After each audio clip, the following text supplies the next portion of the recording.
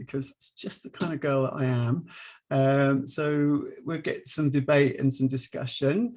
I'm happy to take questions. I mentioned earlier on, I'm a lifelong sufferer of attention deficit disorder, which I think is a real attribute and an asset to me, not necessarily liability. But so if you can't resist the urge to, ask that question, then please ask it. Otherwise, maybe pop it in the chat, and Nastasia can perhaps manage those for us, however you feel as things go through. So let me just tell you a little bit about myself as well. I'm a proud transgender lady, and I put that because we're more than our gender identity, of course, but I put that because I've self-labeled. In fact, Brianna, you sent me a lovely note about my transformational queen label brand, because actually I know a few things about transformation, and I've had to go through a journey myself, and I am very happy to share aspects of that journey that are relevant, or even just for people that are curious about how I've actually managed to transform. But it has helped me realize that a lot of the things that I've had to go through on my journey are also applicable to organizations and individuals. So I thought I'd put that there too. I'm passionate about coaching. I saw that Rohit was on the line here as well, on the call as well, and he's also a great coach, budding coach coming along too. So from a professional coaching perspective, that's very helpful from an agile coaching perspective too. So but anyone that knows me knows I have a wicked sense of humor. I love to make things fun. I come to work to have fun, not just to rigidly follow some rules and boringly go through the day. I get bored very quickly, but also obviously clearly we need to produce stuff at some point and actually do work. But if we can motivate and have some fun while we're doing that, or hey, what's not to like? I love helping people see their own value, and I find that I have this skill that I often have these kind of special X-ray glasses that I can see amazing things in people that they can't see in themselves. And so it's really wonderful for me when I can get some feedback that I've helped people grow, or to help them achieve their own dream and vision in some way. So yeah, I also married to my wife Teresa, who is a psychotherapist, a child psychotherapist, so that's perfect for me, with whom I share 3 boys, 3 dogs, and last time I checked, a rather poorly looking goldfish. I'm a guitarist as well, and in fact sometimes with retrospectives. I don't know if anyone's seen the virtual agile coach retrospectives that are just great in Miro. The last one we did was Game of Thrones, and I ended up having to learn Game of Thrones, and that was my delivery for the sprint. So and I like to really style myself as the lazy Scrum Master. By lazy Scrum Master, I feel that the idea is that you move yourself to a point where you don't have to do any Scrum mastery, because you've got a self-managing, was self-organizing till 2020 in November, but now it's self-managing with the latest version of the Scrum Guide. So, you don't have to get involved in all those ceremonies. So I'm interested very much in people's behavioral change, not least my own reactions to things, my own self-awareness and control those things. So that's probably more than a little about me, far too much probably, but that gives you a flavor of who I am. So we're going to talk about habits. I love this quote from Aristotle. We are what we repeatedly do. And so excellence then is not just an act, but a habit. And that applies really great. Aristotle, by the way, was also the person that said that women have less teeth than men. And for 2,000 years, that was not challenged. And it turns out to be complete nonsense. So I find that quite interesting. Aristotle is also the name of the project that Google enlisted Amy Edmondson in to study for psychological safety. And I think psychological safety, although this isn't a talk just about that, is pivotal for transformation success. I mean, if anyone has a different view to that, I would love to hear it, but I don't see how you can transform an organization without psychological safety. So Aristotle's got quite a good theme into this. I've got really interested into habits. In fact, my own behavioral controls have really been achieved through an understanding of habits. I first read the Charles Duhigg book, which I think is a bit deep, but kind of I stumbled through that. And recently, most recently, the Habits, Atomic Habits by James Clear is my favorite book actually around habits, because it's a very accessible book. If you haven't read that, I really strongly recommend you do. It's just that whole notion of tiny changes, just 1% improvement a day will make you 37 times better at what you're doing inside of 12 months. And I think that's a fascinating thing to hold on to. Whereas the inverse is also kind of true, that if you stop doing those things and become 1% worse, then you negate almost anything that you're able to do in that particular area. It's a great book, certainly influenced me, and I would recommend that. And that's what got me into habits. And I started to think about the habits that we do from an agile perspective, the things like, the daily stand-ups and the retrospectives, and that we ingrain those as habits. But I have a little bit more to say about that as we get into the habits. But transforming an organization, I found it quite difficult to transform myself so that I was comfortable presenting with my female gender identity. It was scary as hell. It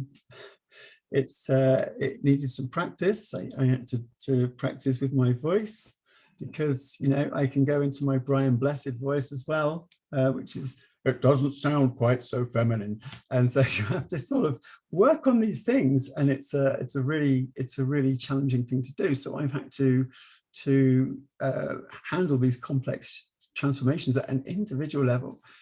To consider doing that for an organization is a very in-depth concern. It's a very bold commitment for an organization to transform. It's actually a bolder commitment for an organization not to transform. And if we look at the Fortune 500 companies of, say, those companies that were listed Fortune 500 in 1984, only 17% of those companies still exist today. And I find it quite fascinating that if you looked at from around the mid-2000s, only 52% of those organizations are on the Fortune 500 today. Most often because they weren't bold enough to change. They were stuck in their ways, and changing was hard, and they couldn't really see why they should do that. And they didn't innovate. They didn't have an innovative organization, and so they got swallowed up, spat out, or just went broke. So changing the complexities of transformation of an organization cannot be understated, but the risks of not doing so are also cannot be understated, are severe. So some of the things some of the challenges around diversity and inclusion, we see a lot of posters, we see a lot of people say, yes, diversity is inclusion, it's kind of virtue signaling, because to say the opposite is going to be suicide for an organization. We've seen that, where people start to blacklist organizations that don't embrace diversity and inclusion.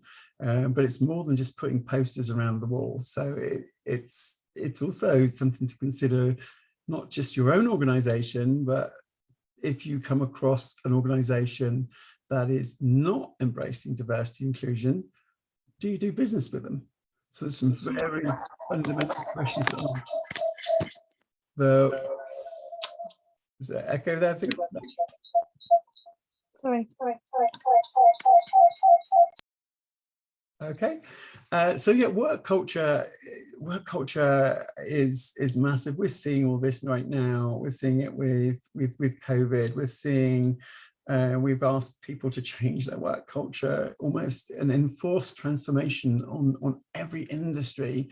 And now we want some organizations want people just to come flooding back in. Others are listening to their workers to say, how's this changed? So these are massive things, as in new ways of working and collaborations. And of course, remote being the new normal, it's sometimes very difficult for people. Some people love it, some people hate it, some people find I've got my good colleague Shilpa has joined us today as well, and I am just, and also Nastasha, you probably have that, and any working parents that have to suddenly find that their little child is now part of the meeting. I mean, personally, I embrace it. I love it. I love to wave at them, get to know their names and start conversing with them, and find it as an opportunity to build trust and bond and help people feel relaxed. But I am just amazed at it brings it to the front of the challenges that people need to manage. But some people feel very awkward about that. So, you know, this is a very, very diverse set of feelings for people who are trying to manage those challenges. And of course, unpredictable employees, the fear of change. Fear is something we're going to talk about in a moment as well. And the need to innovate. If we stand still, go back to those Fortune 500 companies, there might not be jobs there for those people. So innovation needs a fearless organization. And you'll hear me quoting Amy Edmondson, who has written some great books. Two that I recommend is The Fearless Organization. The other one is Teaming. And I just love how she sort of nails every aspect of how to get the most out of people, how to build a fearless organization and build psychological safety. So some exciting areas for us to talk around there. You can't make an omelette without breaking some eggs. Well, we all know that saying. I don't know why these eggs are so happy. Perhaps they're looking forward to the future, and they can see, you know, brave new world of being an omelette and then being eaten, which is very sad for those eggs. But of course, it's in my own journey. You know, my wife was very supportive of my own transformation, my own transition. But yeah, and somehow I still wanted everything to still be the same. I wanted to present as female and expect everything to be the same with my boys and my family and the people around me in terms of, you know, the privileges or the role or whatever. And of course, when that changed, you know, suddenly I find my eggs are breaking. As it happens, I'm happy at the end of all of that. But I have to, you have to make those change. Guess what? It needs change. Who knew? Transformation needs change. You can't transform if you don't change. And yet the areas in which we need to change are very much inground in, you know, into our behaviours. So suddenly change in any aspect. Here's an example that says that, look, when you get up in the morning, and I don't like to kind of delve into everybody's sort of personal habits in the morning, but I'm going to. So you get out of bed and you jump in the shower, and when you come out the shower, I mean, well, before you went in the shower, did you brush your teeth, or do you do that when you come out the shower? Everywhere you do it, you probably do it the same way every single day. Unless you're like me, you've got attention deficit disorder, then who knows, it's a random roller coaster, exciting moment. I might do it before, I might do it after. But most people have a habit that's ingrained. And if you ask them, okay, what I want you to do now is, okay, supposing you brush your teeth before you jump in the shower. Okay, now for the next week, what I'd like you to do is to brush your teeth after you've gone to the shower. Even such a tiny little change will be problematic. You'll forget. You forget I even asked. In fact, you think, who the hell am I to be telling you or asking you when you should clean your teeth? But you actually, if it's an experiment that you're bonded to, you'll forget. That's an entrenched, you know, an entrenched habit. It's good that you do it. It's neither good nor bad whether you do it before or after, but it indicates how hard it is. So you can't make an omelette without breaking some eggs. And that means the organization's got to change. It means individuals have got to change. The collaboration and interplay between teams may have to change also. But I also thought I'd say that just because you've broken some eggs doesn't mean you'll have an omelette at the end of it. So you might want to transform that organization to great things, and you might start doing some of those things that you need to, but you might be disappointed with the results. And the results all surround expectations. And so we know that the source of us all being unhappy, if you think about any time you've been unhappy, and I hope there's nobody unhappy thinking, my goodness me, what am I wasting my Friday evening for listening to this? This isn't what I expected at all. But the source of all unhappiness is unfulfilled expectations. And so a way to achieve happiness is to lower expectations. Turns out, who knew? But it turns out to be true. So we need to think, just because maybe we've put some of those bits and pieces, you know, like we've had McKinsey or we've had Accenture or we've had a management consulting come in and tell us what psychological safety is, as an example. It doesn't mean to say you're going to get psychological safety, as an example. Your transformation cannot be purchased. It has to be grown from within. I also like this next quote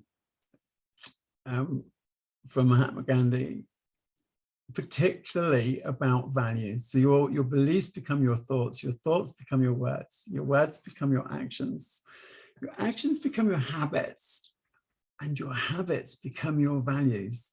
And if you think about that, when we talk about, you know, values and agile values and manifesto values, those habits do become those values. And that will all gel, I think, as we go through some of the next pieces. So my first habit. What's the first habit? And I'm going to just mention Sally as well, who's also here. Sally went for an interview recently, and I said, oh, Sally, how did it go? What was the questions they asked you? And what did you say? And I think the question she said to me was, you know, they ask you, what's the first thing you're going to do when you come in? Which is a good question. And rather than sort of Sally come in and say, well, as a product owner, I'd go and start looking at the backlog, I'd start understanding what, you know, our value was or what we're trying to do. Her answer was brilliant. And it was, I will build trust. The first thing I will do is build trust with the team. And for me, that is absolutely what we would need to do in a transformation, in any kind of transformation. We're going to have fear, there's going to be uncertainty. People are going to think, oh, does this mean I won't have a job? My job might change. You know, I'm quite comfortable as things are, because people don't like change. I'm sure when people have lost their jobs, or if they've been made redundant, or something unexpected has happened, I don't know about you guys, but I was thinking, oh my gosh, this is bad news. Something terrible is going to happen. I looked at the negative consequences of all these things. And yet, when I look back on all of the positive things in my life, there's always been a change as a precursor to that. One that was, and as a result, you know, I was made unemployed.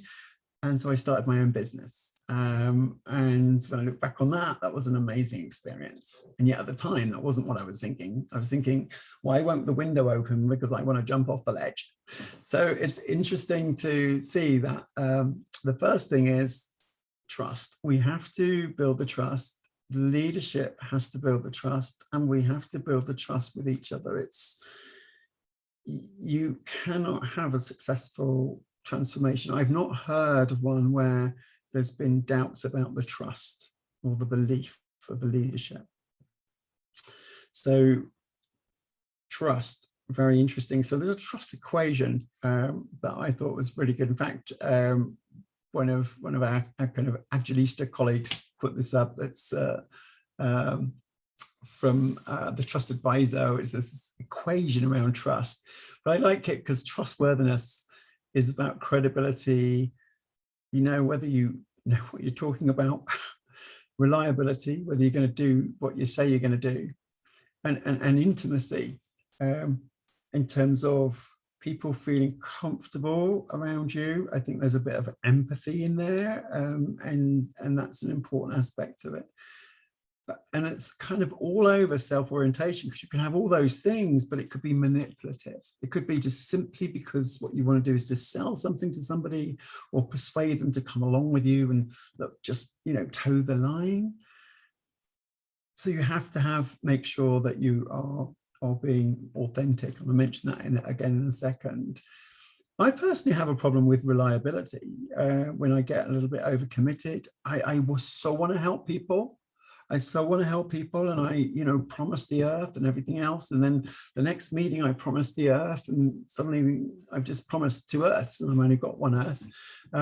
And following through with those things, I have to work very hard on that, because, if I say I'm going to do something for somebody and I don't do it, I'm denting my trustworthiness, and trust to me is a very, very important part of my character. So, and maybe some people, it's intimacy that's difficult, but the organization from a leadership perspective must work on all these things. You can imagine if somebody says, listen, great, if you do this, I'll give you a promotion, or if you do this, you get that, and then you don't deliver on it, you're not going to trust that person.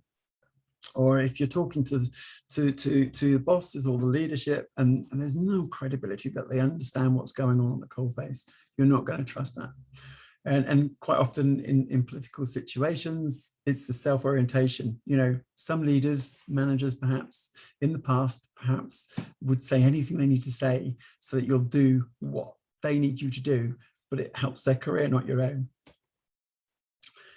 Trust is so important. I've got a couple of slides on this. I'm not going to go through reading on this because I'm going to share these slides with you guys. My heroine at the moment is Brené Brown. Not sure of how many people have come across her. I thoroughly recommend that you at least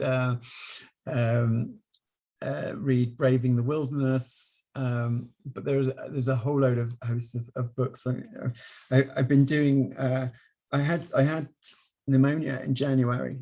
All through January, it was not very pleasant, and so I've been getting back to walking, and just this week managed to get running my 5K in 30 minutes for the first time this year.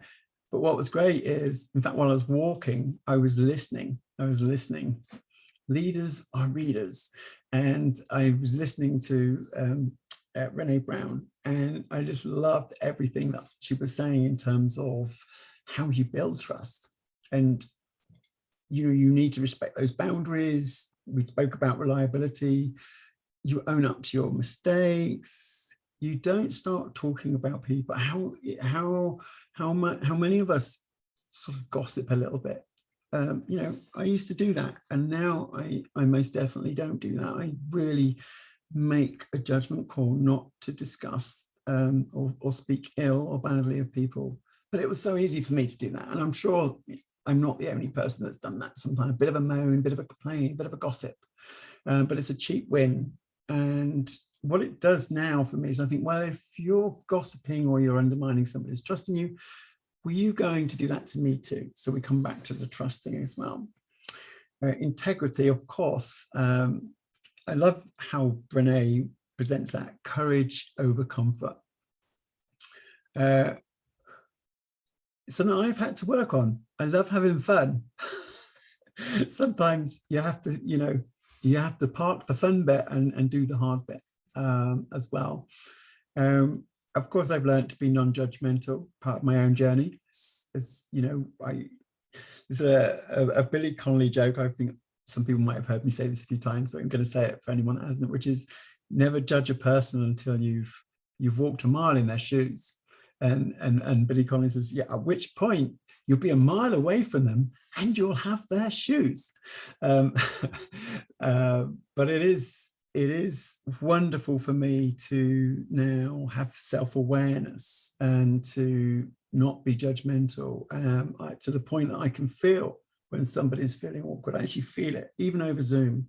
You can feel an energy where somebody needs a little bit more of encouragement. So, and generosity. I mean, I'm generous to a fault.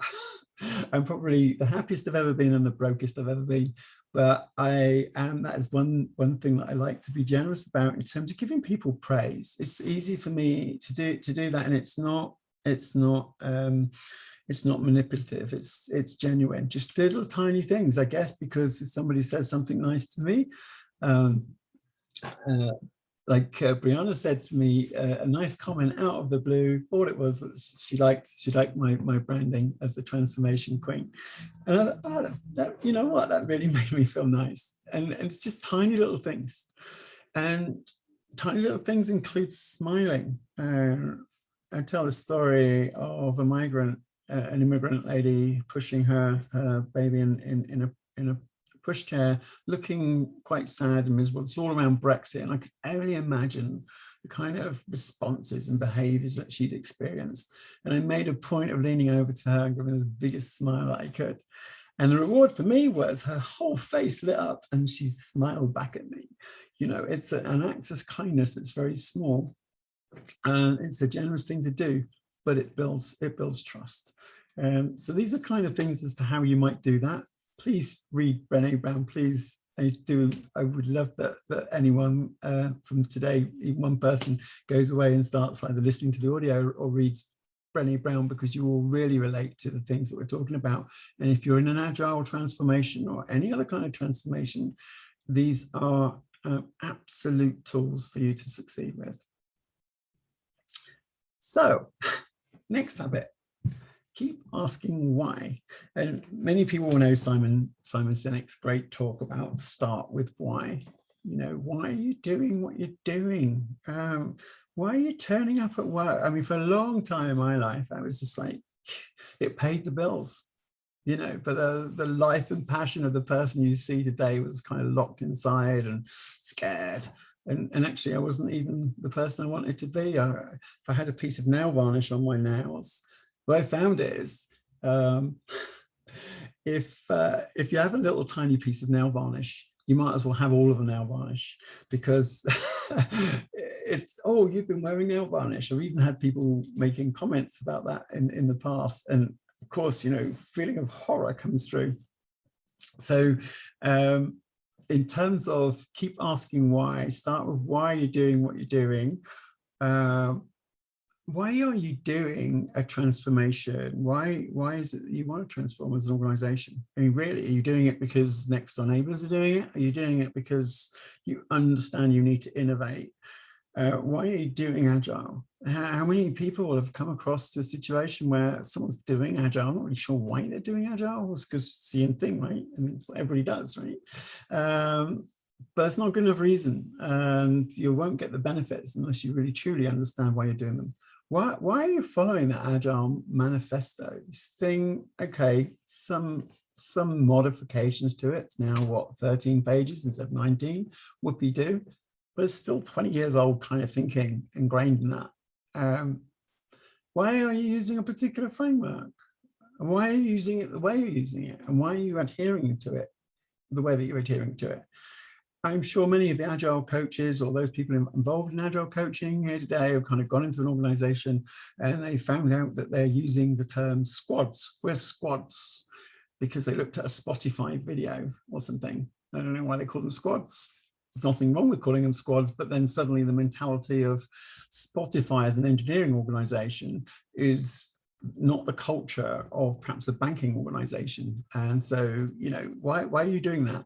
And I'm not saying don't do that, of course, but I'm saying challenge it, challenge all the time, keep asking yourself why. So to give you a kind of an idea, I thought this afternoon, just in time slide preparation, I thought I would just put this slide up. If the Agile Manifesto was a mobile phone, it would be a Nokia 8250 from the 2000 period. And look at the kind of spec that it's got. I'm trying to find out how much memory it had. I couldn't even find out how much memory it had.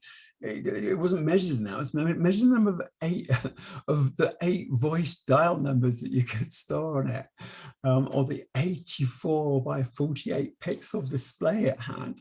Now, I'm being a bit frivolous here, but I'm just saying, if we stayed still and we don't challenge things and we don't move, you find that you're using an anachronistic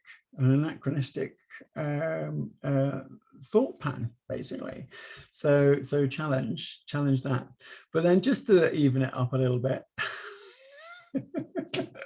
I thought I'd just give you guys an idea of when I entered the IT industry, just what an old peg I am. I remember these phones, so I might actually show these. So at the time that I started in the IT industry, which was in the early 80s, that's the kind of phones that we had. So, you know, when you were offered a company mobile phone, the normal response was, no, it's all right. I think they lasted about 20 minutes. I thought it was funny. So, you know, again, looking at the Agile Scrum framework, you know, the only thing I think is most important thing is to do things like the retrospective, because we need to have a continuous learning. Why are you having the daily stand-ups? Is it right if the 16 minutes are not 15 minutes? Is that okay? Have we broken something? You know, are we going to go to hell? We've overrun. And in terms of some of the ceremonies and the people involved in those, I mentioned I'm a lazy scrum master.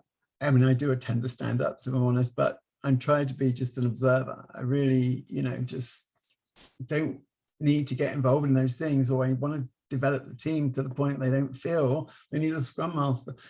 If I recall rightly, attending a daily scrum meeting is not even a mandatory meeting for a scrum master, but the retrospectives are, in terms of the continuous learning, because that's what we want to get out of that. But I encourage people and organizations to, you know, I see the SAFE framework. I see a lot of people wedded to the SAFE framework, for example, and then we've got SAFE minus and SAFE plus, and then suddenly it's quite prescriptive. And I feel that the more prescriptive that things are, the less comfortable people are about challenging and thinking outside of the box. No framework fits an organization exactly as it is out of the box. And the frameworks are guides, they're not methodologies, and they're not Bibles. So encourage you to do that too. So yeah, so I'm being provocative there. You know what? I actually, in this day and age, I'm very happy if I had a daily stand-up the other day, went on for an hour and a half. And it went on for an hour and a half because some discussions started up that were really valuable to have. And I could imagine some Scrum Agile purist, you know, helicoptering in and saying, no, you've gone over 15 minutes. And it was such a valuable meeting for everybody, and we all agreed it was valuable. And not every meeting goes for an hour and a half, but it was interesting to let that one run. And I like to use those, being an empath, for bonding. I like to make sure I've made everybody smile, said something funny, revealed a vulnerability about myself. Retrospectives, for example, in terms of the trust we mentioned earlier on. You know, how many people have gone and done a retrospective to feedback to see how things are working in this big transformation? And there's no, you know, it's like a wall of silence, tumbleweed, crickets playing. And so then I'm saying, well, has every single person on this call, or has every person then behaved perfectly in the last 2 weeks? Because you must be amazing human beings. And I start with my examples, like, look, listen, I didn't set my alarm clock right, and I woke up late and I missed part of it. I'm a bad person, but what I've learned from it is figure out how my alarm clock works, or get to bed at 10 or whatever it happens to be. And I share that with the team. And then suddenly the team start, you know, leaking out one or two little things that they're prepared to share in a kind of fun way, so that we can get some improvement and get some ideas. I mentioned earlier on, I play my guitar at the retro sometimes because it's creative, it's innovative, it really creates the right kind of space. Or I try to get people to think of something that made them smile. What made you smile in the last 2 weeks? And if you want to share that, that's great. If not, just think the thought, because it puts you in a lovely place with dopamine starts flying around. I can save my street drugs for later. No, I'm joking. So it's interesting about getting people in the right mindset to get those kind of thoughts there. But you know, don't follow this stuff religiously. Really challenge it. Don't attend meetings just for the hell of it. Like if you sat there, I think a good thing about psychological safety, which we'll get into in a second, is it's always about people feeling comfortable, you know, that they can express something, express how they feel, say what they mean, you know. But also I was thinking the other day is the opposite's also true, right? Is people should also feel comfortable not saying anything, right? 'Cause sometimes I felt myself being in meetings before and think, oh, I better say something clever, to show that I'm adding value and that I'm, that I should be here. So equally, if you should feel comfortable, just listening. Maybe you don't have something to say, and that's fine too. Otherwise, the next thing it's like, what's wrong with you? You're not innovating, and you start cracking the whip with people. And just finally, maybe around this, I don't know if anyone's seen the Agile 2 initiatives. In fact, I needed to put a link on here to follow it up. But there's a whole load of things around Agile 2.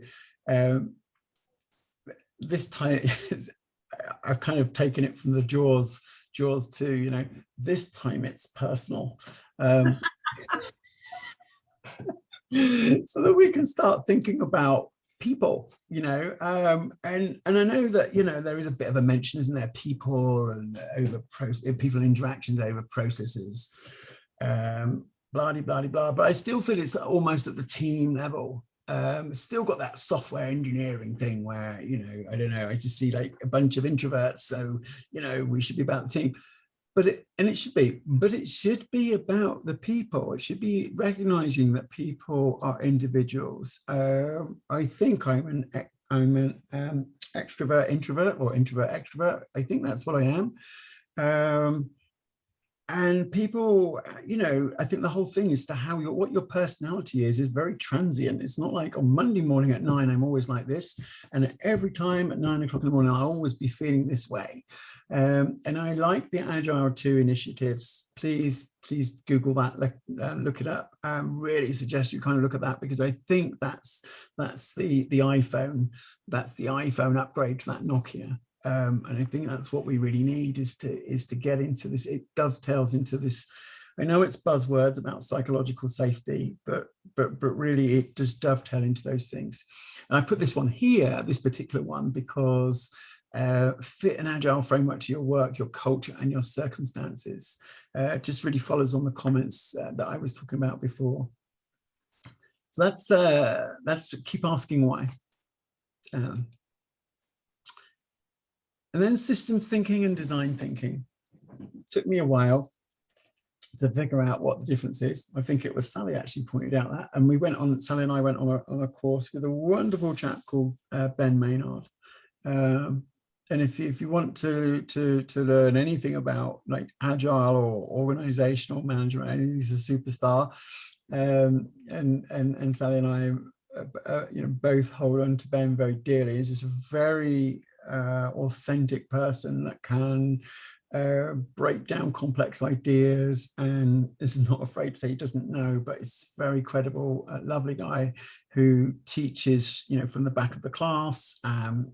And I've learned so much from him in terms of just using tools, collaborative tools like Miro, for example, which was going to be one of my other habits had I only given myself 10 more minutes to prepare this.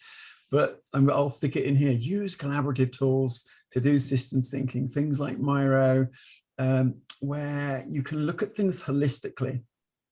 And it's also important to look at things like design thinking. So it's more human-centered. You're kind of looking at things that you need collectively, and you can see that there's an overlap there. And I love the overlap being around, the empathy and the faculty for human relations. In fact, we did a great exercise, didn't we, Sally, recently with Ben, which is it was looking at what point do you have cognitive load, or what influences cognitive load of a product owner. And it was very cleverly done, I thought, where we all had a chance to say the things that we thought in a little word cloud. And then we took those word clouds and then we took those as system thinking items. So how does that, each item that we think, how does that affect the cognitive load for a product owner?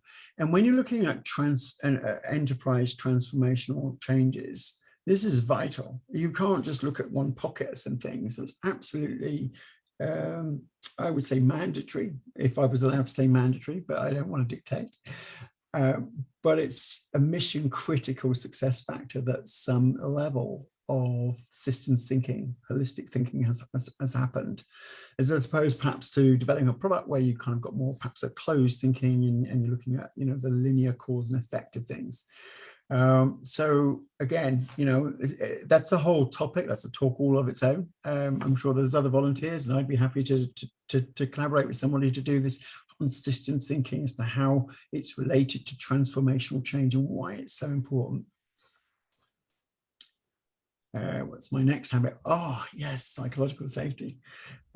This is a special interest area for me, psychological safety. As you can imagine from my own perspective, I have to say, I have been so lucky. You know, people like Nastasha, people like Giles Lindsay, people with various groups, and my very good friend Sally, just loads of people, and even Emphasis Consulting.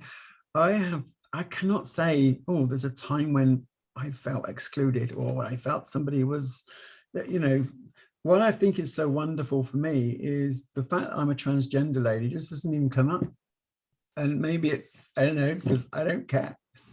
I am who I am. I'm proud to be who I am. And but I've never, maybe there's been one or two situations, and that's even with cultures that might find transgenderism slightly harder to deal with, you know, some of the Indian cultures. And still I haven't, I've just had curious support, you know, curious questions and support. And maybe to some extent, I think that's about my personality. I welcome questions. I'm not closed. I'm not, if somebody misgenders me by mistake or whatever, I don't suddenly start writing to my MP or call the police or get excited.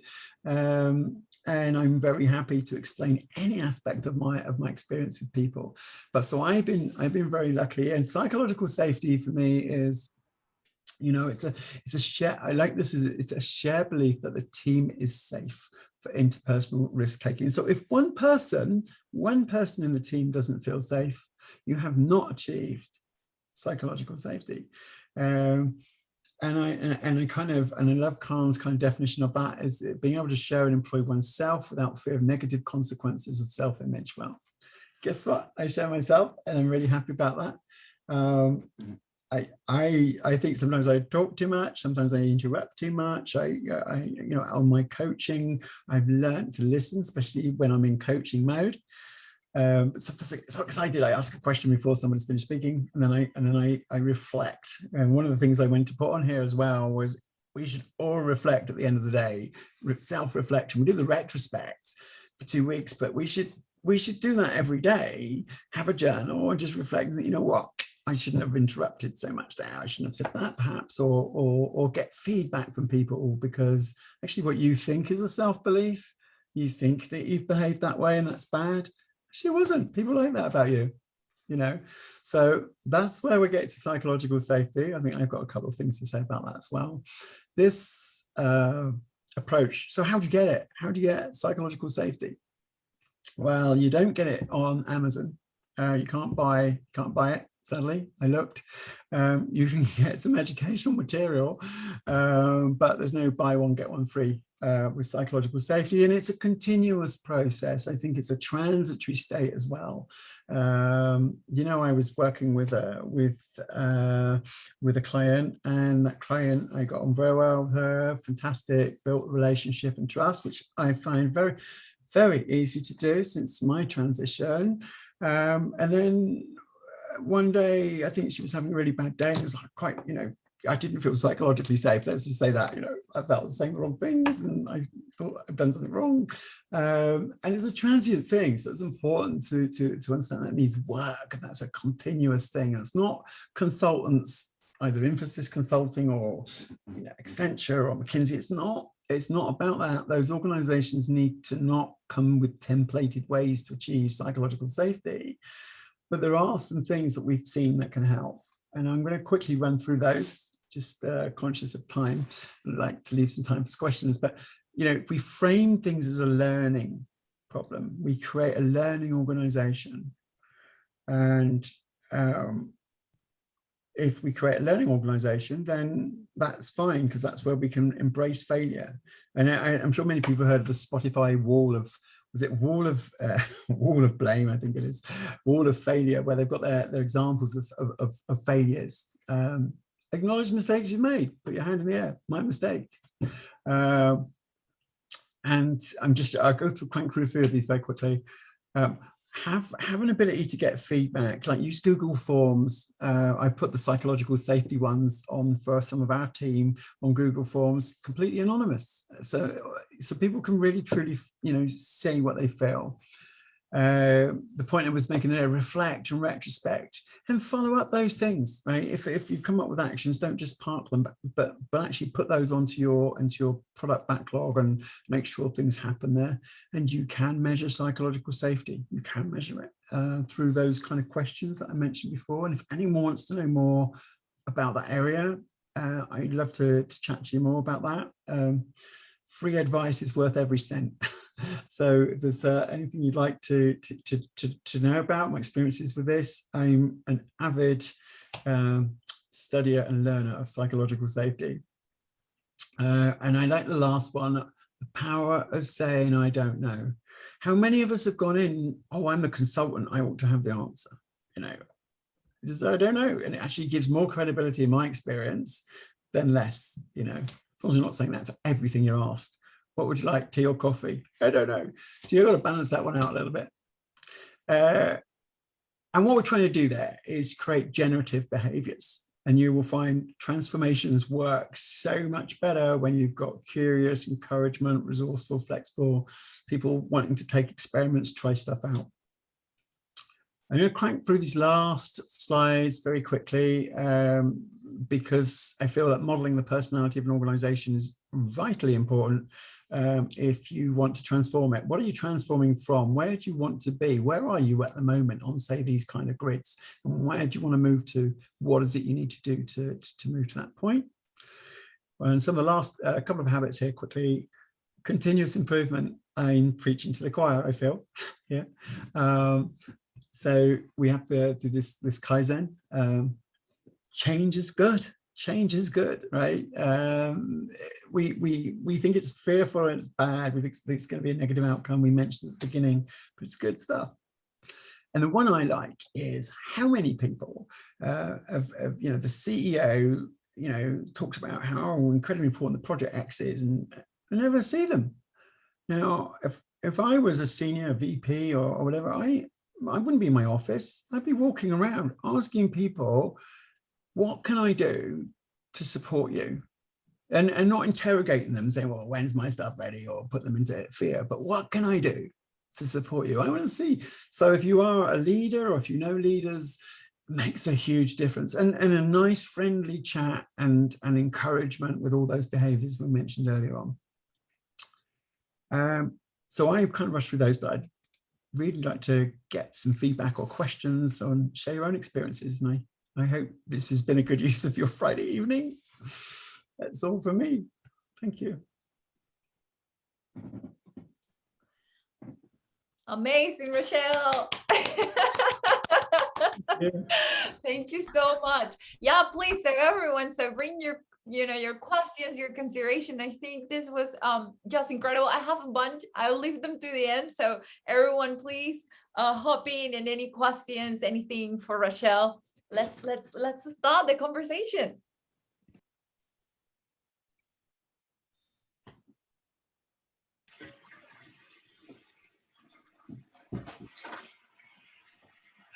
Hello. Hi. I have I don't know if it's a question or something to say, really. So just started a new job, and as you know, and trying to build that trust. And I just sat up and my ears pricked up when you're talking about this, I don't know, the power of I don't know. So if the management, the people who I should be learning from, they've had some personal issues. So this week I found myself being the person that the development teams are coming to ask questions of, and I know nothing because I've only been there 3 weeks. And my observation on I don't know is that I'm sitting there saying they're asking me stuff because they need to, get on with their work. They need to clarify some requirements or whatever. And I'm saying, I don't know. What do you think?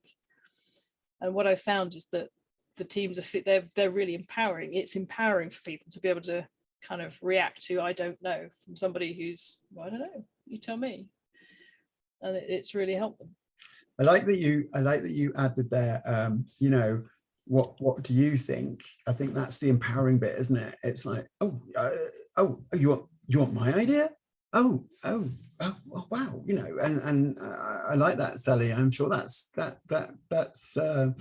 what's, you know, made them suddenly feel more engaged, perhaps. And if they don't know what's happened, if they don't know, I just asked them questions. So what do you think it should be doing, and what's the problem? And using the 5 whys technique.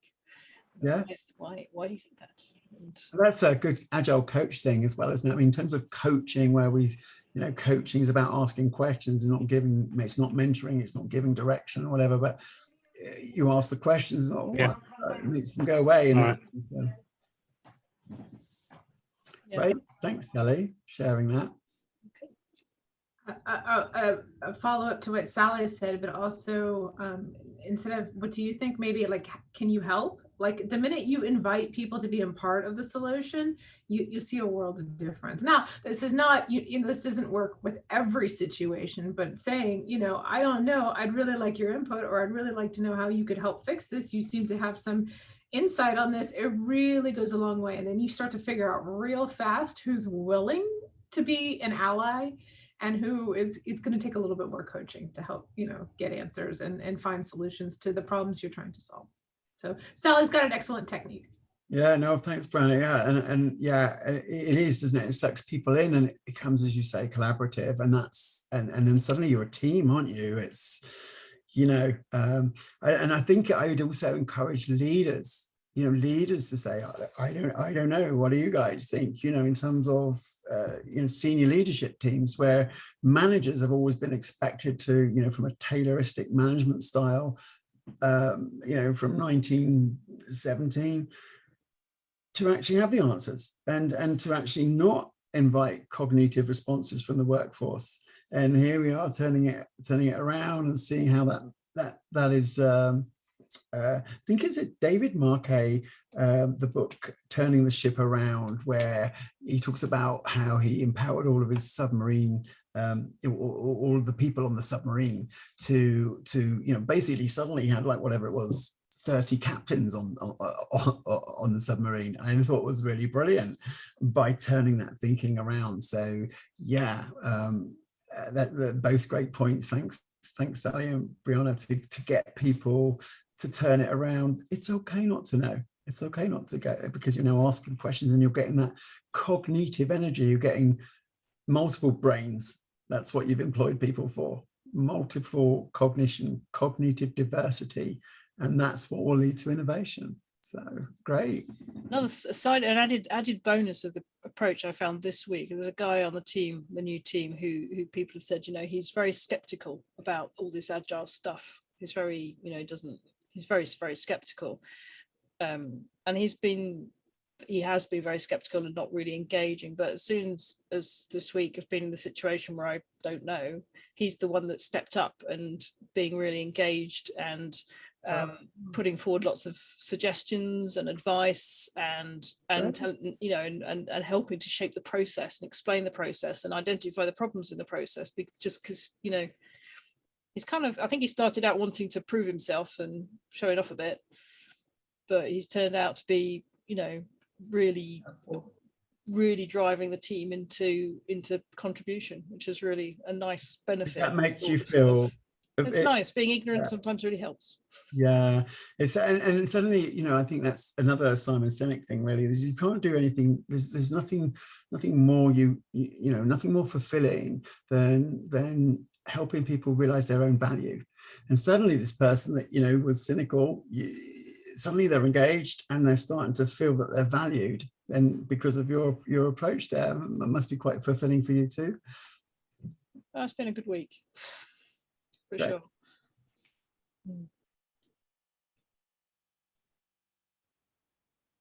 And the psychological safety of the team is quite high as well. They're a very nice bunch of guys. They very, very supportive, and they want to have more fun. So we're going to try that next week. More fun. I'm available for, you know, for retros, bar mitzvahs. I'll get my guitar. I've got my own guitar. You're going to have to teach me the Game of Thrones theme. Okay, well, we'll do a duet. Yes. But I do hope that was, you know, sort of insightful or useful for people today. I certainly enjoyed the opportunity, Natasha. It was really a very interesting topic, Rachelle. Rachelle, thanks a lot. Sorry, my name is Malay. I'm based in London. Okay. Having said all what you lot have said, I think psychological safety actually plays a very, very vital role in all of this. You know, one needs to feel safe enough to say something. So once they're actually invited to say something or contribute something, then, you know, they can actually become another assets, you know, or additional assets to the team by adding value to what's been there already, you know. But for that to come out, they need to feel psychologically safe that what if I get it wrong, I'm not going to be judged. You know, I can say anything, you know, that I feel is true. You understand, and don't get judged by it. You know, I think psychological safety plays a very vital role. Thank you for that. And you know, that reminds me of, you know, great way for me to measure it is when someone's just joined the team. How comfortable, you know, if someone's just joined the team, how long before they feel comfortable to say something? And I always work really hard to say, listen, it's overwhelming, there's tons of stuff, you know, tell us something about something you've done before or whatever. But, you know, I don't know about you guys, but certainly in my earlier days, you know, I'd be like, oh gosh, I'm surrounded by experts, people that have been working with this for years. You know, anything I'm saying is going to be of no value whatsoever, which is hopefully not was the case. But I think if you get a new member of the team and they join and suddenly they're engaged, or they're just, you know, collaborating, or even with banter or talking or whatever, it's a sign that you have, you know, good psychological safety within the team. No, I like that point. Thank you for sharing. Rachelle, I'm wondering if you could share also a little bit about the framing of problems as learning. I wanted to get your thoughts on that, because certainly what we see in organizations, especially as we work as teammates or as we are in an agile transformation, is that there's going to be sometimes conflicts, right? So how we manage to, you know, like enjoy those conflicts, right, and make it a space to learn and to feel safe. So can you talk a little bit about this? Yeah, and it comes down to you know, I always think that if I can't remember the person's quote now, but if you haven't failed at anything, then you're not trying hard enough, you know. So, and it's a difficult thing for people to understand, especially from perhaps traditional management styles where there's been blame culture. You know, of course, that's where still there is blame culture. So, you know, first question, if something's failed, it's who's responsible for it. And, you know, if I was in a leadership perspective, I probably might have that question, who's responsible for it? So I want to shake their hands. What did we learn from that? Well done, we failed and we've learned something from it. Because, you know, I don't know about you guys, but when I started to learn to ride a bike, you know, I fell off a few times. That's how I learned to ride the bike. And as opposed to a sort of a process where, you know, you're just actually having to follow a process, and when you deliver and then something breaks in that process, I suppose if you don't learn from it and you don't frame it in those ways, so you're not encouraging the, you know, like Peter Dang's the fifth discipline, I think we need to work towards becoming a learning organization and say, well, you know, we learned something, that's fantastic. You know, if we haven't changed anything that we've done since 3 or 4 weeks ago, or 2 or 3 sprints ago, we're still doing exactly the same things. And it's a pattern, and I'm sure we've all been guilty of it. We've not changed a thing we've done in the last, then that's a failure in itself, right? You know, that's a true failure, is when we haven't failed and learned from the failure. So I think the best way to do that is to almost celebrate I think that celebrate our successes, and by success I mean we are learning. If we've learned something, then we have progressed, we have moved forward. And so if we see the failure as a progression and we celebrate those things, it gets the right kind of culture. I do see that as a problem for traditional managers, as you know, when they've got targets and they feel they've got accountability, and the failure has somehow dented the target achievement.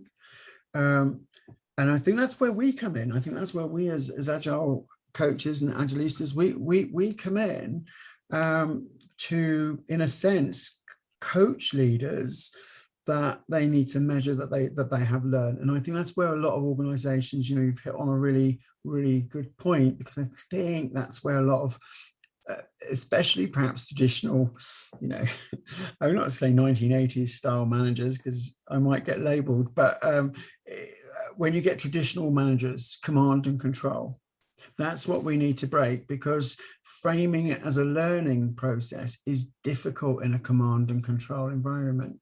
So that's probably the nut to crack there. Rachelle, hi. This is Satinder Jandu here.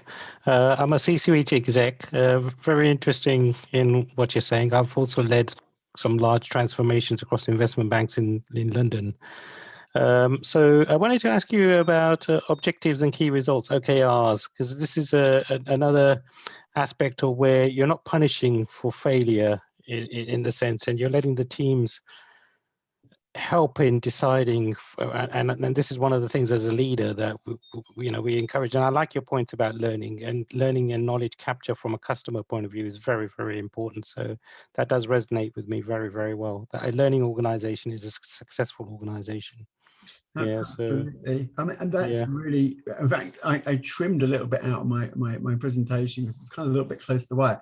I love OKRs because for me, what I've found with when we're trying to, at a personal level, when we're trying to form new habits, it's always great to have an accountability partner. And I feel that OKRs almost are that accountability partner within an organization, in an organizational context. It's not, you know, it's a Goodhart's law, isn't it? As soon as you make a measure a target, it ceases to be a good measure. As soon as you make a metric a target, it ceases to be a good metric. Yeah. And so the OKRs, I think, as well, especially when they're done, like in Emphasis Consulting, we have a kind of counselee kind of model, and I think a lot of large organizations have that, which helps with the accountability without blaming, but it's that accountability that it helps with, to the point that you know you've got something to strive for, right? You've got a result from these particular key metrics.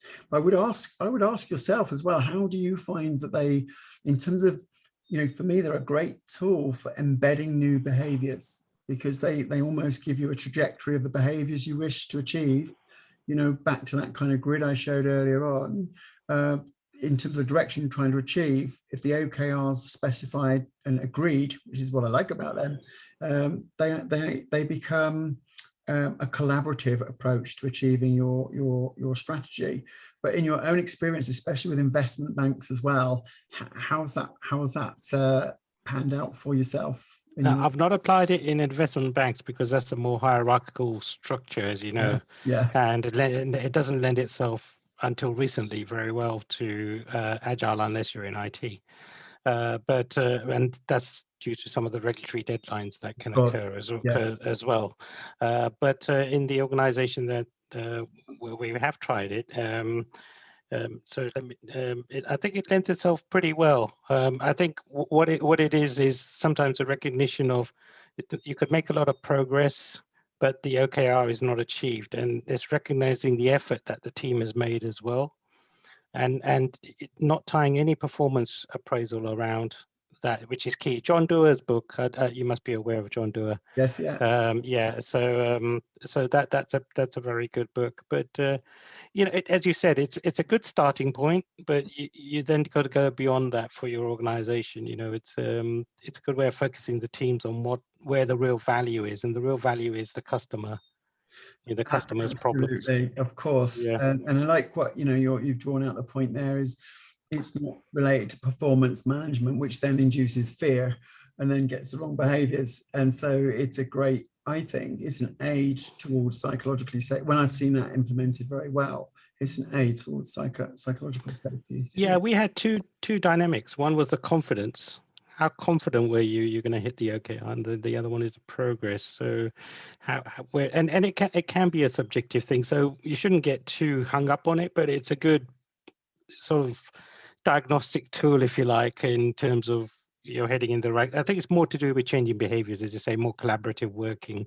So let the team decide their team level. We have, from an executive point of view, company-wide OKRs that we need to achieve, which will then I don't like using the word cascade OKRs. That's a bad, Yeah, but you know what I mean. Yeah, that's probably not a good choice of words. Absolutely. Well, one of the things you just actually minded me about as well, that you know, I mentioned, I guess I'm so comfortable about declaring my own vulnerabilities, especially things like attention deficit disorder. I don't want anyone to think if you ever hired me, I turn up for 5 minutes and start playing video games. It's not like that at all. But what I feel is, as well, in terms of, you know, you can, just because your jacket's on the back of the chair doesn't mean to say you're doing something useful, or that, you know, you're making that progress. And one of the areas that I'm interested in as well is that I think we've all got attention deficit disorder. You know, I think the average time that somebody responds to a Slack message in engineering is about 4 minutes, or, you know, or less. We're conditioned for the dopamine fix. You know, or something's pinged up. It's more interesting than the bit I'm supposed to be doing. Welcome to my world, everybody. Anybody that knows anyone with attention deficit disorder is will know what I'm talking about. And so those kind of things, I think they're like pieces of elastic, you know, things like OKs, they keep you on the track a bit, or they're not a solution or an answer in themselves, but they're a tool to aid you focusing on things. So yeah, I know, really great, really glad that you brought that up. Thanks for sharing. Rachelle, we also have, I think, a comment in the chat, I think from Karimi. Welcome, Karimi. Thank you, Nastasha. Hi, Karimi. Hi, Rachelle. Oh, just a further comment around, and actually maybe wasn't time for your presentation, but just wondering about how well, you know, the current systems or frameworks we use for performance development, as I prefer to call it, lend themselves to supporting agile teams, where we see that, you know, the goals and the backlog and the work is delivered as a team, yet we see, say for instance, OKRs, they are very much based on individual performance, and so certain aspects of reward. So that just sometimes, I think for me, brings a challenge to actually supporting agility as it should. So any comments around that from anybody? That's a fabulous question. That's a fabulous question. It's interesting, actually. Sally and I were talking not long ago when we said about, in terms of, you know, accountability of a team. You know, because there is, you know, there's the personal aspect and there's a team aspect of it. And we were talking about estimations. Some people have, there's lots of different views about even whether you should even bother estimating, or should you just chunk things into approximately about the same size work. But we were talking about the, you know, the estimations that people make, and why it is so important that everybody, you know, that is responsible in the team for delivering against the estimation. And I think our conclusion was that if one of those items fails to get across the line, the whole team are responsible for that. And the point at which that you as a team member, you know, have sort of an authority as well as your responsibility is when you come to size that piece of work. So, you know, that's why it's important when you do sizing commitments to deliver something as a team. It's why it's important that you don't take the average, you know, you don't leave the room, you know, or the Zoom until everybody agrees on what that effort is and commits to delivering it there. Sally, I don't know if you want to say some more around that from our chat about, you know, that accountability.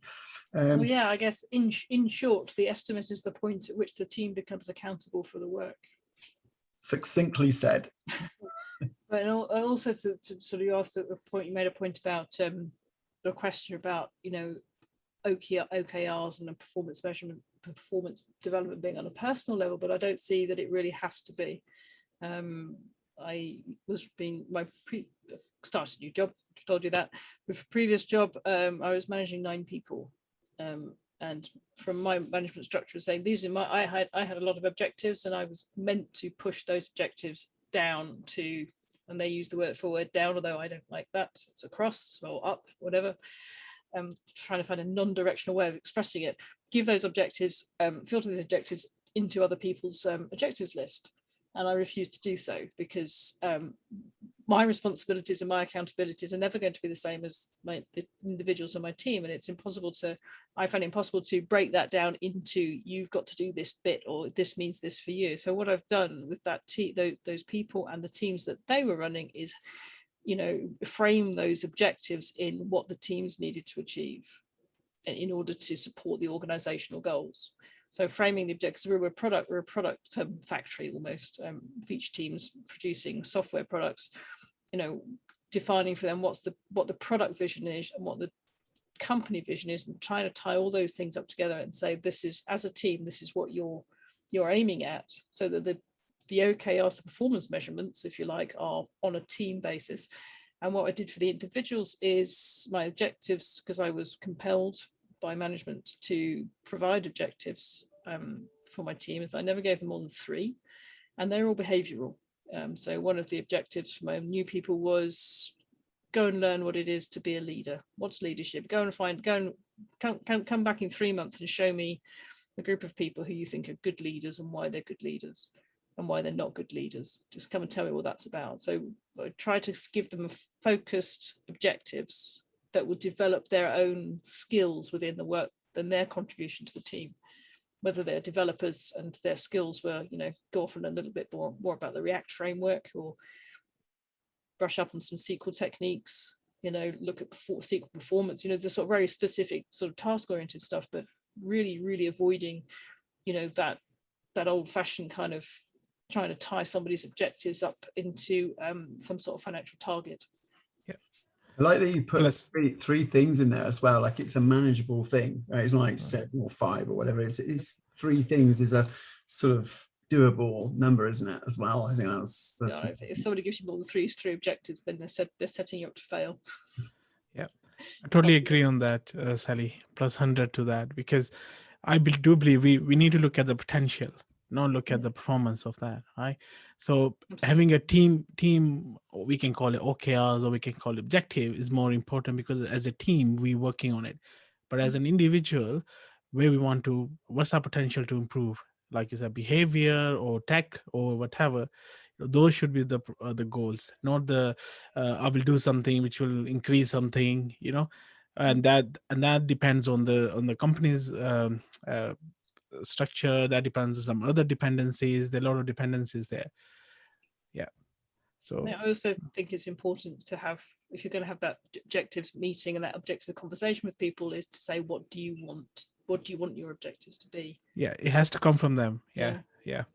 Not from someone else. It has to come from them. Yeah, because if they say they want to achieve this, that sets the accountability to them. Yeah, I want to do this, right? Yeah, because no one likes no one likes to be told, right? They all want to learn themselves what they want to do, and improve on. Yeah, works really well. Out of the team they were very, very motivated people, and they were their motivation was, you know, I've said I want to do this, and the team, Sally's given me the space to actually do that, and helping me carve out time to be able to achieve my own goals and desires. So they became very engaged. I hadn't kind of expected just to see just how engaged they've been with that whole process. May I ask something here? So because I'm wondering, because for example, when you're a CEO, right, something, and you have teams that make the company what it is, you want to give them the space to be empowered, for them to lead that product, that service that we put in the market, and that change that we're trying to make in the market.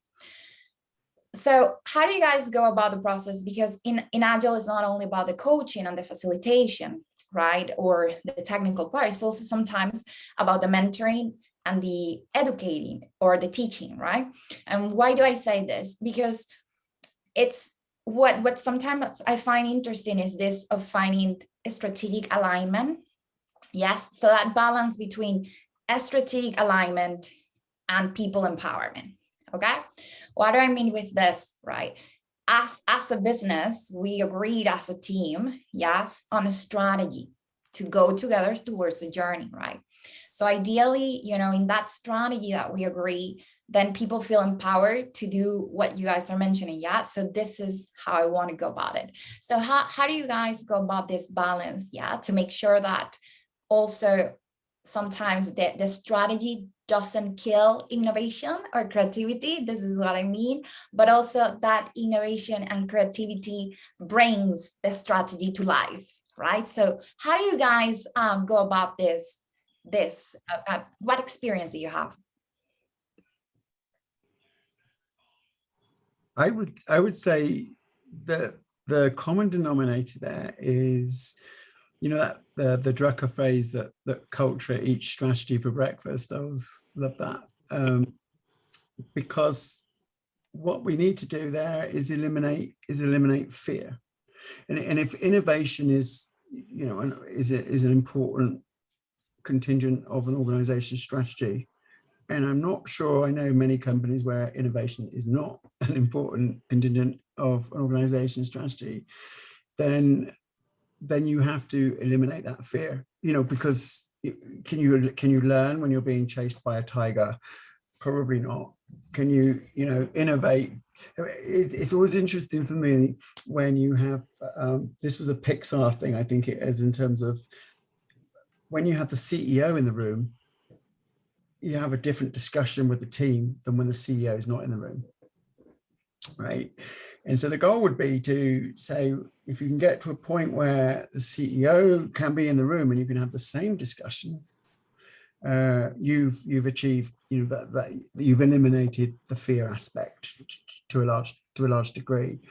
And so there is a balance, isn't there? There's a balance between, well, we just want to innovate, and there's different types of innovation. Of course, we know that there's different types of innovation, and especially in things like the manufacturing industry, perhaps to a software industry or software product industry, it's a different type of innovation, the way that that's managed, and that's a whole big topic on its own, of course.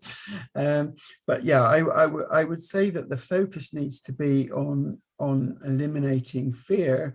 And then you can have real open and honest discussions about what the balance is that you need to have, because, you know, I mean, some people, it's interesting. Some people, I've seen approaches, I'm sure many others would be interested in hear others' ideas as well, or experiences, because sometimes you can say, well, 20% of the team's time, you know, we'll part for innovation, or we'll have an innovation sprint. My innovation comes in the shower sometimes. Oh, that's a great idea. You know, it's spontaneous. Innovation can be spontaneous most of the time when you're sitting there, rather than everybody herded into a room with a whip. Innovate. You know, it's like the Simpsons movie. You know, relax, sleep. And so what you need to do is I think focus on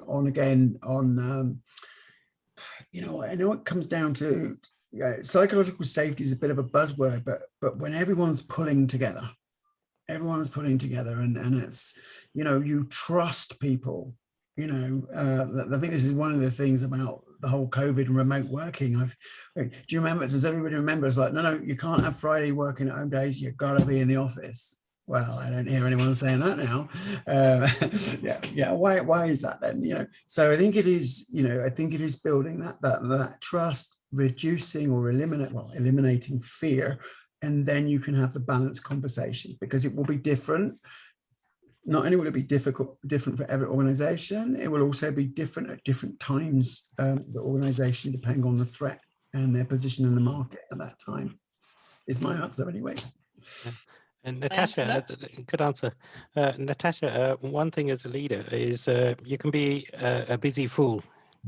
So you could be doing something which you think is a good thing to do, but doesn't add any value. So there's a book called Will It Make the Boat Go Faster? It's about program management. It's old school program management. It's written by an Olympic rower, and anything that doesn't make that boat go faster is keeping your eyes on the prize. And from a leadership point of view, our problems have to be driven from the customer. It can't be that I developed this box here and it's the smartest bit of AI that you've ever seen, and then hopefully the customer, it's like build it and it will come. Build it and they will come. Yeah. It needs to be an understanding, and this is where the MVs and MVPs and those experiments and as you said, Rachelle, that knowledge capture is so crucial. And it's a balancing act. You do have to have innovation. And in my first 10 years, I was a developer. I never used to speak to anybody. I just wanted to code. Yeah. And after I went to business school, I started, talking to people. That's such a great when you say like you went to business school.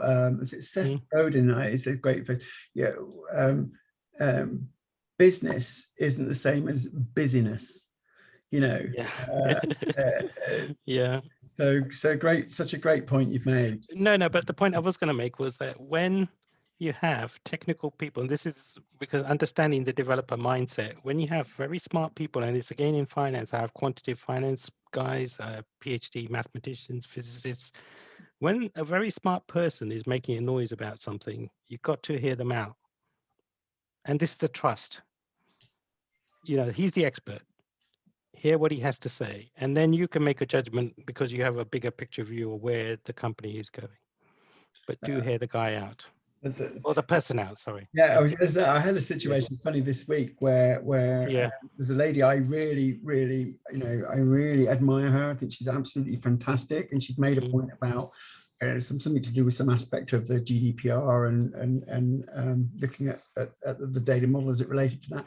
And the senior manager that I spoke to said, "Oh no, we haven't got any personal data. We don't need to do this thing." And I'm like, "Wait a second. I really trust this person. This lady is, she speaks, I listen." And I made a point of getting them together from that very, very perspective. So yeah. So completely agree. And yes, customers, reducing the distance between the people doing the work and the customer is obviously one of the tenets of Agile, which we shouldn't lose sight of.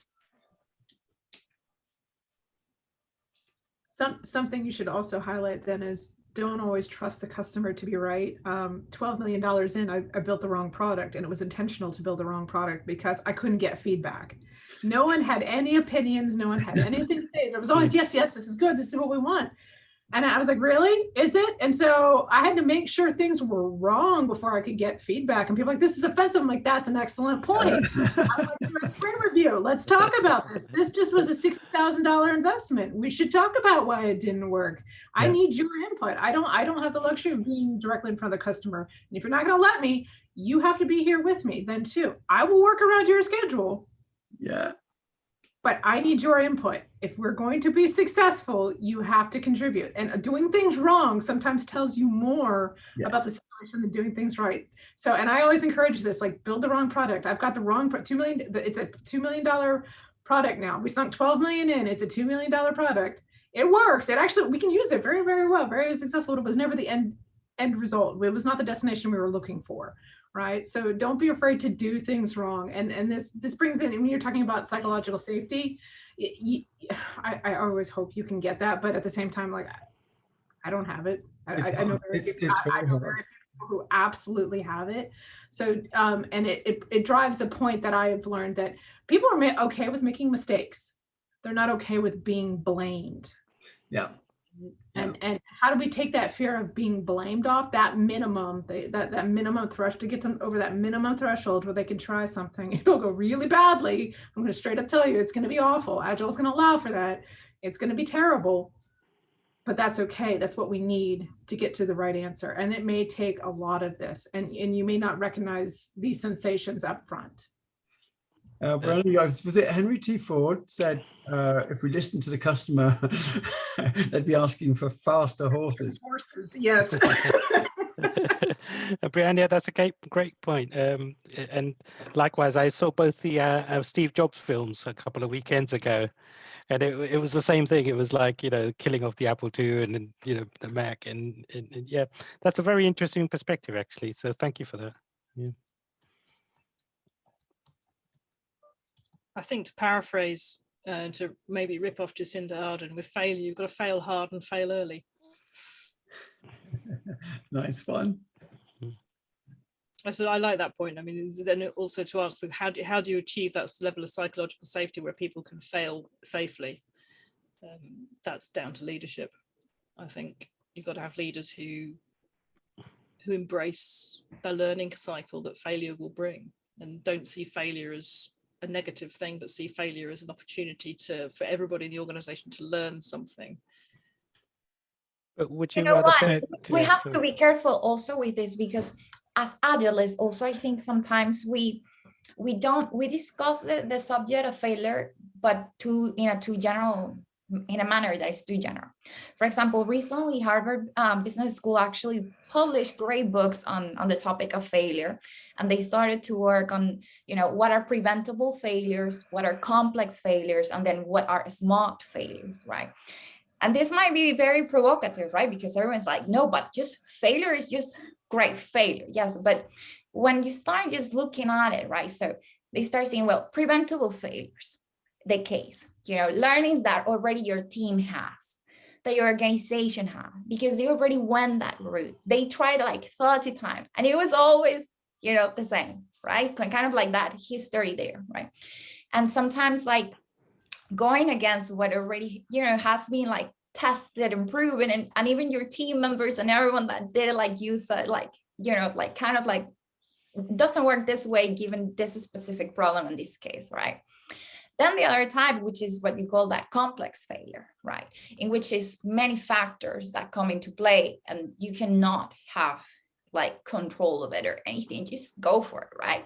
But then you have smart failures, which are the ones that have organizations reap the highest advantage, which are the ones in which they have a hypothesis, right? In a new territory, in an uncharted, discovery, right? Like they want to test a product, a service, whatever, but they have a hypothesis together as a team. Well, we think this, right? And then whatever came out from reality, then they check it against that. So that's actually very smart, is what they call smart failures, because then it teaches them from those hypotheses. So I thought it was very interesting, to be honest, because I come from an organization in which one of the initiatives actually that I was given was like, well, how do we make failure fun, right? So we did failure parties. And people feel very weird when they see in the schedule, in December we have a failure party, and we're actually gonna celebrate what went wrong. People is like, what is this, right? And have an invitation, have actually 2 hours in which everyone takes the mic, and you just like say how happy you are for that. But you take the dance floor with your failure, yeah, and you bounce out of it, and then you actually share, this is what we learned too, right? And you learn from your failure, but you learn from other failures, and you learn from the collective failure of the organization, right?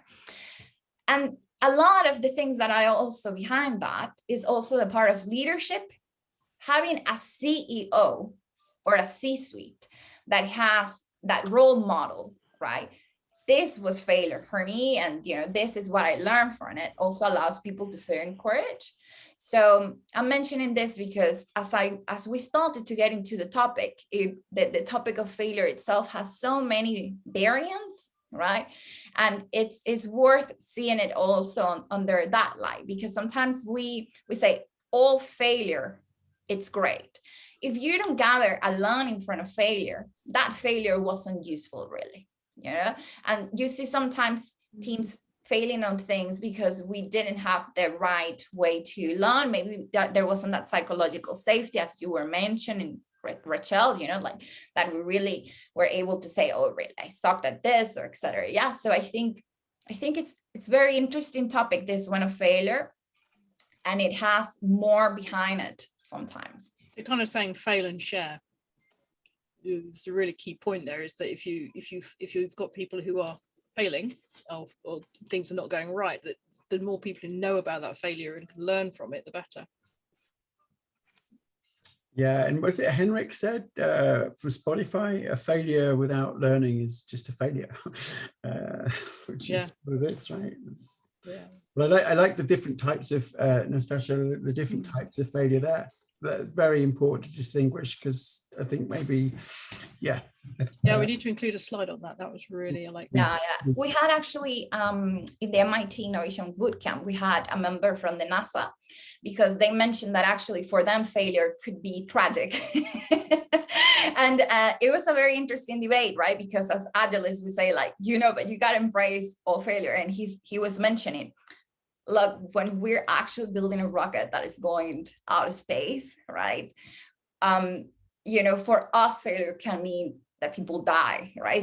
So yes, we will learn, but actually in our culture, and they were mentioning the struggles of integrating agility as it is seen in mainstream, right, into the NASA. And something interesting that the Stanford Center for Work and Agile Ways was mentioning is like, it's if we think of Agile as in the mainstream, right?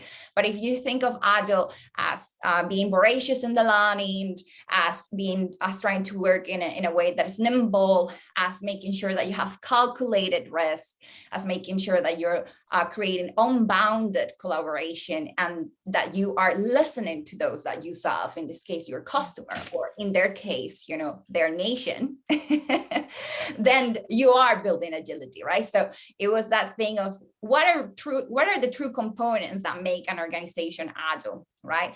And when failing, and how should we define failing? Is if you embrace failure, you aren't learning, or you aren't agile. Also, that's an interesting debate for them. Their case, even though they have a culture in which they try to make sure that they prevent what I was mentioning, like preventable failures. And if they have a failure is smart failure, they try to reduce it. So they have that tendency of trying to reduce failure, but still they're very agile in the way in which they do what they do, right? So that's also a very interesting dynamic. For NASA, I find it quite interesting, really, is I can't remember which space shuttle disaster it was now. It was the one on the re-entry they had, where there was a piece of foam on takeoff, and this massive piece of foam insulation. The Challenger, January 28th. Yes.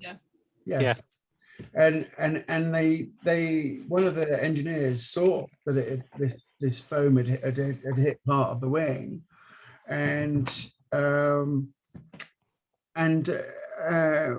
but didn't speak up, because they were told you don't communicate, more than your next level up of management to raise the alarm. And his response was, when he was asked after the disaster, why didn't you speak up? It's because he just couldn't speak up, So their failure then wasn't an engineering failure; it was a psychological safety failure, right? Correct. Scenario. That's the approach that they have nowadays. They think that actually what's make them this part of like their agility, as I mentioned, comes from this element. For example, they call unbounded collaboration nowadays for them, is that they have tried, because as you mentioned, this is not something that you just snap your finger. Actually, they were saying, especially in their culture, that they're very scientific and engineer, building psychological safety has proven for them a challenge. Yeah, I'm sure, but your point is also valid, isn't it, around things like regulatory reporting. I think Stina was making that point earlier on as well, is that, you know, when you get it wrong, there's a huge fine, or is it a massive consequence? A fast fail doesn't cover it, is it?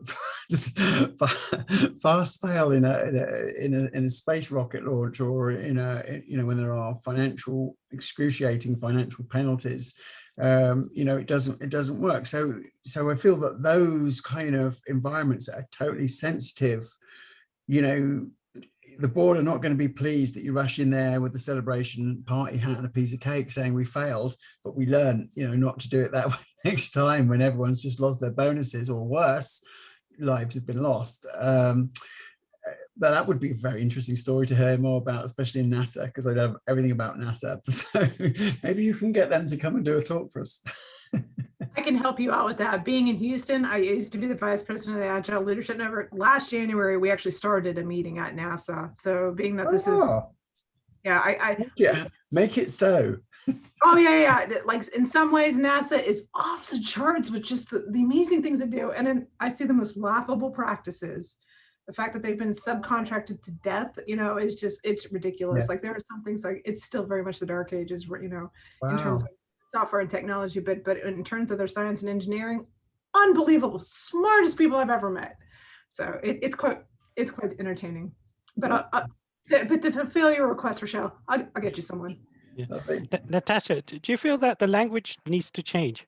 This is coming back to the thing about you have a leap of faith assumption. You do an experiment and you either pass or fail that experiment. So, you know, it's not failure as such, but you've tested something in the market, and then you know, having that word failure it puts a damper on it, if you know what I mean. I'm talking about the lean type approach here, of course. Yeah. I do agree with you, right? We should approach it with that experiment approach. I think it would be more it would be more useful, right? And at the end, that's what we're doing. We're testing hypotheses, right? So, I mean, if we go down that way. So yeah, I agree with you. I think it would be more useful. And experiments fail. I think that's the language is really important. It's this concept that you can fail in an experiment is alien to me in a lot of ways, because if you're doing an experiment, what you're doing is learning. Yeah, and when you're doing the experiment, you are accepting a hypothesis or rejecting the hypothesis, you know? So it allows you like just to step back and say, this was a hypothesis that I had, either I accept it or reject it, right? So it doesn't have too much like values or anything there, kind of maybe. Or you can lead in with expecting to have an outcome.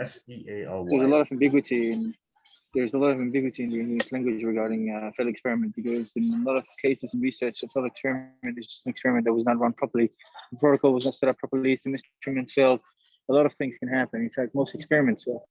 And in the other case, the other semantics of a failed experiment is in the sense of the experiment design, where when you define the experiment, you define properly before you start the experiment, in which case you call the experiment a success in the sense of either validating or invalidating a hypothesis, sometimes in a gray zone to a certain degree with percentages, and you define the measures for that properly, and you define also the cases in which you would say the experiment was a failure, and you define exactly what that means for the experiment. Do we run different kinds of experiments, or do we abandon that stream of research at all?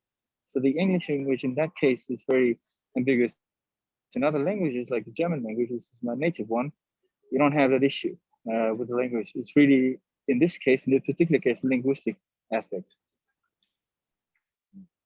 Very interesting, the part of the linguistic too, right? As you go about transformation and sharing these narratives in the organization. Good point too. All right, guys. So it's also 7:47. So first of all, thank you so much, Rachelle, for coming and sharing as a member of the community. This is what we all want. We are practitioners. So yes, we study, we read, we do everything we can, but we don't have the backgrounds that each of us have. So we can learn from each other. And this can help us be better in our organizations and with our teams, hopefully. So, and also thank you for all the community members that actually share your experience openly. Given your different background, it helps us all be better, okay, and bring more value. So yes, Rachelle, can you give please some words to close, and also the community team members, if you want to share something to close with Rachelle, let's do that. The final thing that I want to say is, like, there's an open call for anyone in the community as we move every weekend. You know, if you want to share a little bit of what you're doing, what you think it's important for us, so as we are in organizations, we are better. Please do so. Take that space so we can learn from you. We need you. All right, Rachelle. So thank you. Yes, thank you so much to yourself for inviting me along. And as I mentioned earlier on, that was my first meetup as Rachelle. In fact, probably my first meetup talk, I think, anyway. So it's such a lovely response from everybody. Thank you for the people that have attended and some really, really super great questions. Yeah, and as I know you're all doing, from my, because I'm just feeling it, just have fun, make sure you're doing what you're enjoying doing, continue to share. We are all equal, and every heartbeat is as valuable as every other heartbeat, and it's been a real privilege to be with you guys tonight. Thank you so much. Thank you. Thank you. Thank you. Interesting discussion. Thank you very much. Yeah. all right. Thank you, guys. Have a wonderful Friday. Enjoy the long weekend. Have fun. Bye-bye. Bye. Bye, Natasha. Bye. Bye, Rachelle. Bye.